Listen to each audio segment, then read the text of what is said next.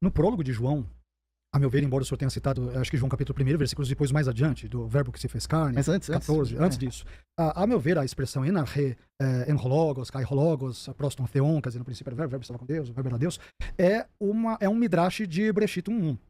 Né? O Breshit bara Elohim et Hashem et haaretz. No princípio, criou Deus céus e a terra. Quer dizer, enarre Breshit.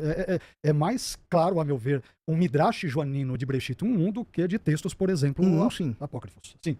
E aí o senhor citou vários pais da igreja que citam os apócrifos. Sim, o Novo Testamento vai fazer referência a 1 Enoque, por exemplo, em Judas, em Pedro. Paulo vai citar autores profanos em Atos 17, não é isso? Ele vai citar um trecho de um hino a Zeus, uma carta a Cleanto, ele vai citar Epimênides em Atos 17. Então, a mera citação de um texto apócrifo, o pseudepígrafo, ou deuterocanônico, para usarmos essa terminologia, não valida necessariamente aquele livro todo. Então você tem textos, você tem alusões hipotéticas ao que seria a assunção de Moisés quando daquela guerra entre Miguel e o anjo em Judas, quer dizer, citações e alusões não vão validar todo aquele livro ou vê-lo como inspirado ou como canônico, né?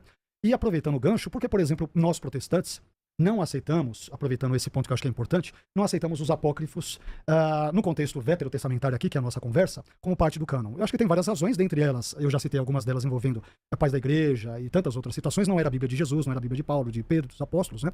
Mas também teríamos razões doutrinárias ou teológicas. Alguma dessas coisas o senhor citou, acho que bem en passant. Por exemplo, a purificação de todo pecado pela esmola, Tobias 12:9. A esmola livra da morte e purifica de todo o pecado. Os que dão esmola terão longa vida. Isso, a meu ver, é contraditório com João, capítulo 1, versículo 7. Mas se andarmos na luz, como ele na luz está, temos comunhão uns com os outros, e o sangue de Jesus Cristo, seu Filho, nos purifica de todo o pecado. Depois, a expiação dos pecados pelas esmolas. A água apaga a chama, a esmola expia os pecados. Eclesiásticos 3:30. Isso é contra Levítico 17:11 e Hebreus 9:22. É uma contradição. A oração em sacrifício pelos mortos, no famoso texto de 2 Macabeus 12, versículos 44 e 45, que o Novo Testamento não vai se referir a isso em nenhum momento, até o Antigo e o Novo Testamento não vai citar. Razões geográficas, erros geográficos. O livro de Tobias, ele diz que entre a cidade de Rages, que era situada na montanha, e a cidade de Ecbátana, que estava localizada no meio de uma planície, haveria não mais do que 2 dias de caminhada, conforme Tobias 5:6.